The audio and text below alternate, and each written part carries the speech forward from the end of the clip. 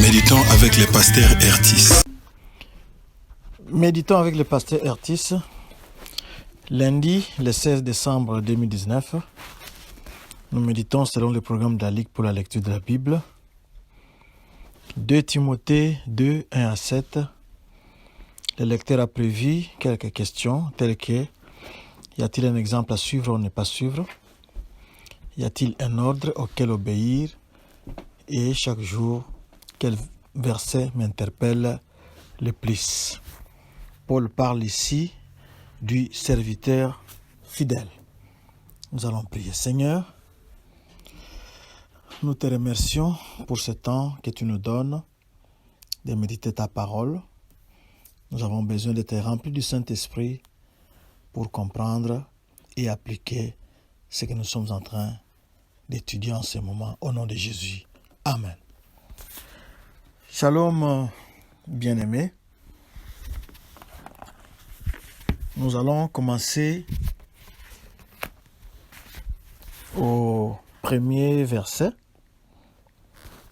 Là-bas, nous avons les mots « mon enfant ». Ici, nous voyons que la loyauté de Timothée contraste avec ceux qui avaient abandonné Paul en Asie. C'est ce que nous avons lu au premier chapitre, 15e verset. Paul, de temps à autre, ou c'est d'ailleurs la coutume actuellement, d'appeler les personnes qui vous amènent à Christ, vous les appelez ou vous les considérez comme étant vos enfants spirituels. On peut aussi lire 1 Timothée 1, 2. Fortifie-toi. Timothée doit dépendre de la capacité que Dieu donne. Ici, c'est sa grâce. Il ne doit pas dépendre de ses propres forces. La grâce, ici, c'est cette capacité-là que Dieu donne aux croyants de vivre la vie chrétienne. On peut aussi lire 2 Corinthiens 9, 8, Tite 2, 11 à 14. Au verset 2, le verset 2, ce que tu as entendu de moi. Timothée a appris de Paul quand il l'assistait dans ses efforts missionnaires. Actes 19, 22, 1 Corinthiens 4, 17 et 1 Thessaloniciens 3, 2. Quand on apprend de quelqu'un, on voit tout ce qu'il fait.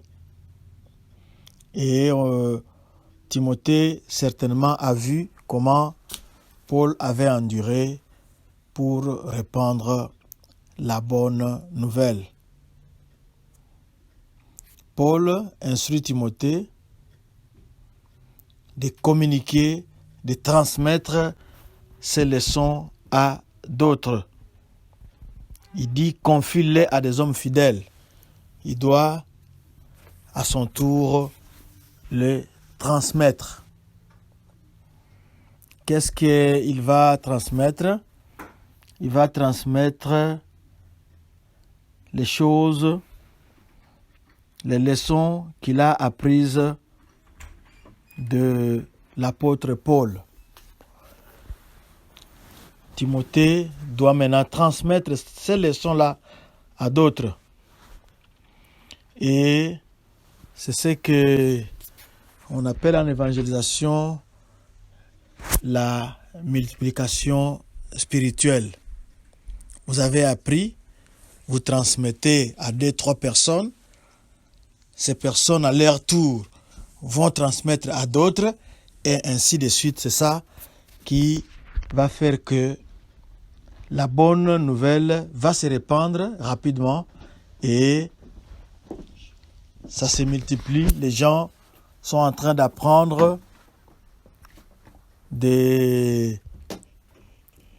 ceux qui sont en train de leur communiquer la connaissance de l'évangile, la bonne nouvelle de Jésus-Christ, et de bouche à oreille, la bonne nouvelle doit se répandre. Il y a aussi des hommes fidèles. Les hommes fidèles. Les hommes fidèles ici, c'est aussi l'une des qualifications de ceux qui doivent enseigner en tant qu'anciens. Parmi les qualifications d'un ancien, on retrouve cela dans 1 Timothée 3.2, Tite 1.9. Alors, cette qualité ici, des hommes capables, des hommes fidèles, cette qualité était très nécessaire parce qu'il y avait la menace des faux enseignants. Il faut que l'ancien soit celui qui maîtrise la parole pour pouvoir bien enseigner et démasquer ou décourager ou défaire les faux enseignements que les faux enseignants essayaient de déverser dans l'Église. Au verset 3, souffre avec moi. Quelques chrétiens avaient déserté Paul parce que on l'avait vu emprisonné et un prisonnier attirait certainement la honte. Mais Paul était en prison pour une bonne cause, pour avoir prêché l'évangile. Il n'était pas un malfaiteur, mais malheureusement, ces gens l'avaient quitté. Et toujours au verset 3, on parle des soldats.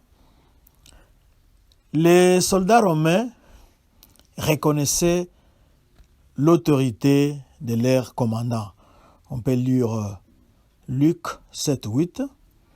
Ici, Paul exhorte Timothée à être concentré dans son travail de répandre l'évangile de Jésus-Christ, de défendre les intérêts de Jésus-Christ.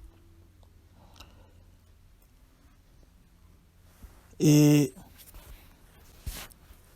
ici, Timothée devait faire de même. On peut lire 2 Timothée, chapitre 2, verset 4, Philémon, chapitre 2, verset 20 à 22. Non seulement que il y a l'exemple du soldat qui se concentre sur son travail et il ne s'occupe pas des affaires civiles, des autres choses, mais il se concentre sur son travail de soldat pour plaire à l'État qu'il avait enrôlé. Mais il y a aussi l'athlète. L'athlète s'impose une discipline draconienne, c'est-à-dire une discipline stricte, s'il veut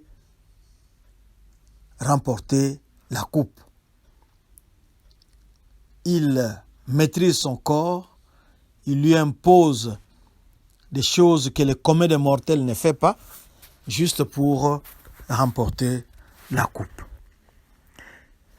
Il y a aussi le laboureur, au verset 6, l'agriculteur, le laboureur, lui, il est patient.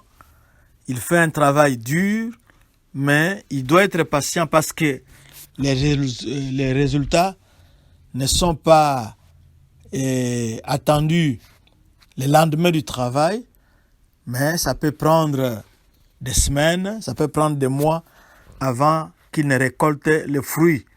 Mais dans tout cela, il doit s'imposer de la discipline travailler patiemment pour pouvoir récolter les fruits. Et tout cela, c'est ce que Paul recommande à son fils dans la foi, à son fils Timothée. S'imposer la discipline du soldat ou celui de l'athlète et être patient comme le laboureur pour pouvoir recueillir de bons fruits. Et le verset 7 comprend ce que je dis, car le Seigneur te donnera de l'intelligence en toutes choses.